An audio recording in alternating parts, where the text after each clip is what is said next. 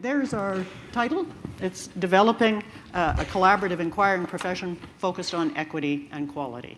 As Canadians, it's very important to us that there's the fair play, that there's some social mobility, that education allows people to move from maybe starting in poverty to something a lot better. That really matters to us. And at the same time, our challenge is to keep the quality of what we're doing really high. Does that make sense to you? Okay, that's what we're here. Now, within a framework, clearly, of intelligent accountability, and we think those two words do go together. We believe we need to be accountable, and we think it has to be thoughtful. I would just say, by way of starting off, though, that we think some of the metrics that we need to do intelligent accountability are just in the process of being developed. They're not the ones that we've been using all along, and although we can draw on some of those, but we have to emphasize our traditional accountability measures less and some new ones more, and we'll try and talk a little bit about that. We've grouped our comments into more or less 6 concepts that begin with the word G, because in our artistic tradition, the group of 7 kind of modernist artists ahead of their time, of whom Lauren Harris is one, are called the group of 7, and that's very important to us. We're going to provide some perspectives. We're going to give you a little bit of our context, and I'm going to set a few intentions. So here's the first one. We were asked by Sue and her colleagues to talk about, these two things, collaboration and competition. How many of you have a competitive athletics background? Would you just wave? Okay. So fair competition, intelligent competition, when you bring your best to the event, whether it's as a choral group or as a polo cross player, whatever your sport is or your endeavor, I think almost all of us think that's a pretty healthy thing. And we saw that in London with the Olympics. We saw it in Canada with our Winter Olympics. So bringing that drive and that energy and that sense of personal and team best, we have to do that if we want to achieve some goals that we're going to set out for you. But at the same time, our goals as educators are so difficult now because we are being given the honor to do something really hard, which is to have a very successful learning system for every single learner.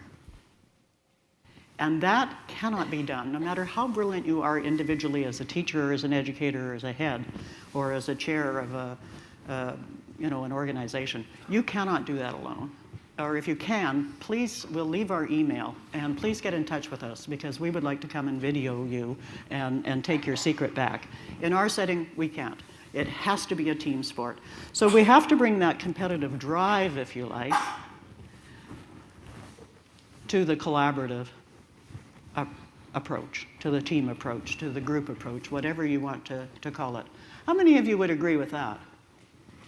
Okay, I know Michael likes to combine the two words into a new word, but on the West Coast, we're a bit more traditional in that area. We like to keep the words separate and just say, let's bring the spirit of those things. So here's what we think the task is, and we're going to try to provide a perspective from where we are, but also thinking about your next 25 years and ours. We're trying to move our system. We're trying to transform it. And by the way, in case you're wondering, we did quite well in PISA. As a matter of fact, we think we can make an argument for British Columbia, Alberta, and Ontario being top-performing English-speaking, multicultural, multilinguistic settings. And we are proud of being multicultural. Vancouver soon will be almost 50% Asian background Canadians. We're proud of that, and we think it's wonderful that we are proud of it. That's what we think the world needs to be like. That's why we love the cultures that you belong to, because on the whole, I think we welcome that incredible diversity. I think we should be proud of it, and we should be trying to do more of it, because we live in a global world, and that's what we need. So we're moving our system in British Columbia from sorting for some to learning for every single person. Clearly every adult, but every young person too.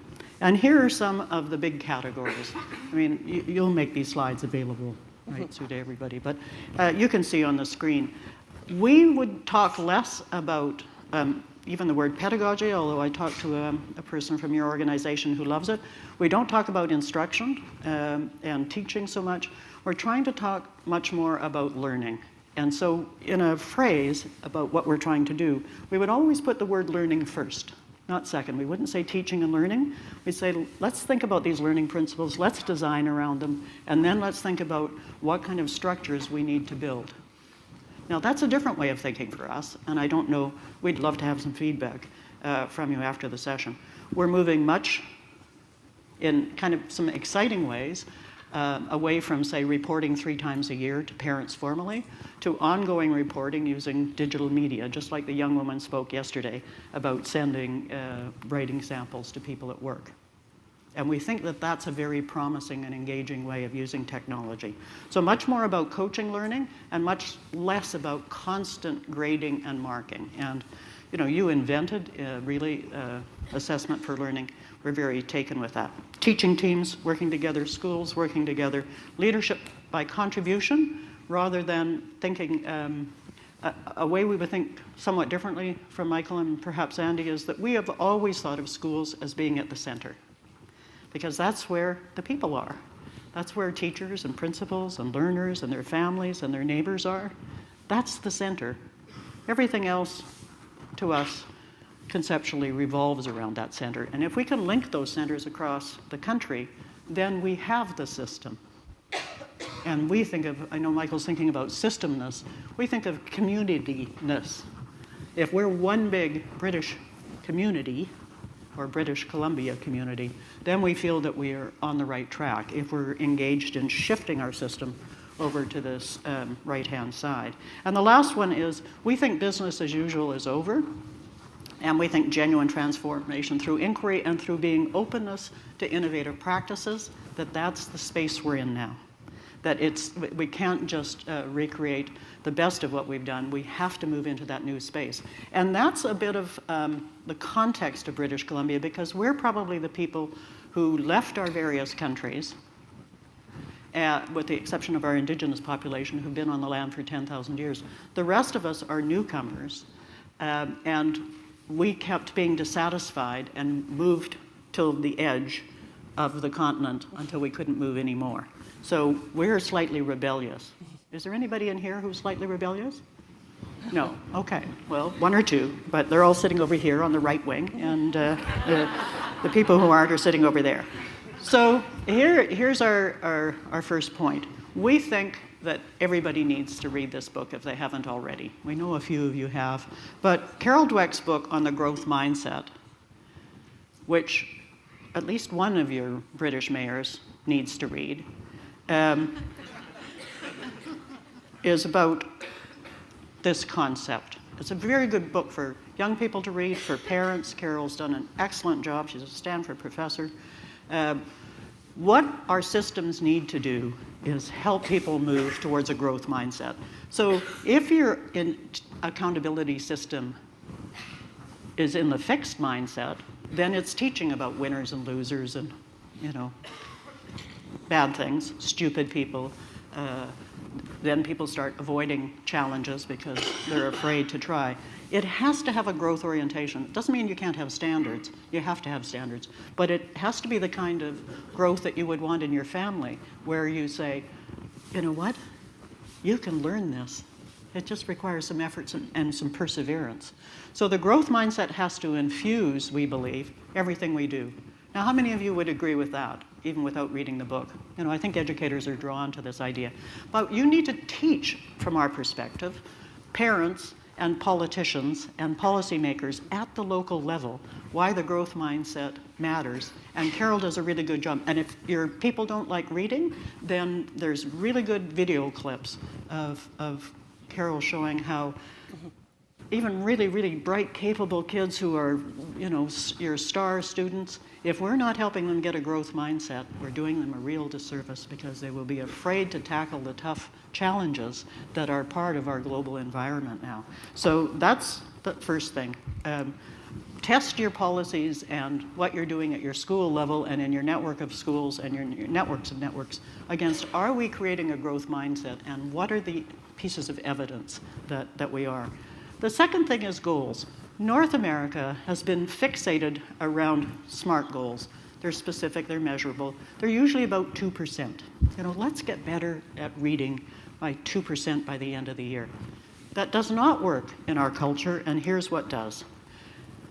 We, in our networks and in our province now, I think it's fair to say, we believe in hard goals. They have to be heartfelt. You have to be passionate about them. You have to animate those goals, have them be a lived reality, not something in a plaque or on your website. They have to be required from an internal accountability perspective. They have to be required, and they have to be difficult, because you'll never get to equity. I started my teaching career in England in a North London school, and there's a boy called Ronald that's always in my mind. He had grit. He lived in one drawer of a chest of drawers in the bedroom. He was one of 7 kids. He was a fantastic young man when he was 6 years old. I wonder what happened to him as he moved through the system, because he was highly kinesthetic. Did he graduate, and did he have options when he left? Those are the goals that have to animate what we do. So we're going to provide you our 3 goals that we've evolved through the network. Some of you from the workshop sessions know these, but I'll just talk about them quickly. We want every learner in BC to leave our schools more curious than when they arrived. And that's a tough goal. I mean, you'd have to agree that's hard, because our secondary systems and sometimes even our intermediate systems shut down curiosity by a passionate desire to cover everything that's ever been known. And you have to have room for curiosity. I notice your deputy mayor in London might be an advocate for curiosity, because interested in making London a science center, and that could help you. This is our second goal. We want every young person, and actually our adult learners too, but certainly every young person in our K-12 system, to cross the stage, to move in that passageway with what we call dignity. They've been respected the whole time. With purpose, they have some sense of what they'd like to do next. And with options. That is, they've got a strong enough program, and that's why we're very keen in following the progress of your 14 to 19 multiple quality pathways, because I love the idea. I'd love it if British Columbia would adopt that idea of the 14 to 19 and celebrate the Red Seal chefs. We have wonderful restaurants if you've been into Vancouver. Celebrate the people who are really good welders, because those pipelines will never work well if we haven't got people who are fantastic at doing these things, and celebrate our wonderful nurses and teachers. So that's number 2. Our third one is a powerful equity goal and also a powerful learning goal, because our Aboriginal Indigenous population in Canada is a fast-growing and young population. And so in British Columbia, because we have such a richness of backgrounds, we want every learner in our system to have an understanding of and a deep respect for Indigenous ways of knowing, which include things like respect for nature, deep listening, storytelling. These are things we believe are good for all of us, and in people like us who don't have that background, learning more, that we acquire another additional worldview, and that will mean that we will have much more responsive systems. Now, that might not be something that resonates so much for you, but it's very important for us that every young person of an Indigenous background owns that heritage and is proud of what they do and walks the stage along with their colleagues with genuine purpose and options. So that's the kind of goals part. This is the grouse grind. If you've ever been to Vancouver, people think it's fun to run up the mountain. So this is one of the young runners. And we think that to pursue your ambitious professional goal, you, like British Columbians, are going to need a lot of grit, because there's a lot of obstacles. And if you haven't followed the grit literature, basically, when I think of Ronald, he had a ton of grit at 6 years old. He was willing to make an incredible effort, and he was willing to persevere, often in an athletic setting. But the knowledge about grit comes from this woman, Lee Duckworth. And basically the argument goes that the people who have acquired the disposition of grit or resilience are the ones who are most highly correlated with a successful, happy, healthy life. So I think anything we can do to increase the grittiness of our pursuit of our goals is a good thing, because there will be lots and lots. Reading your newspapers is just a riot. Do you love your newspapers? They are hysterical. Judy and I read them at the hairdressers, and we just laugh and laugh, sometimes in a sympathetic way, knowing that you're educators and that other people might believe some of the things in the Daily Mail, because we know they're not true.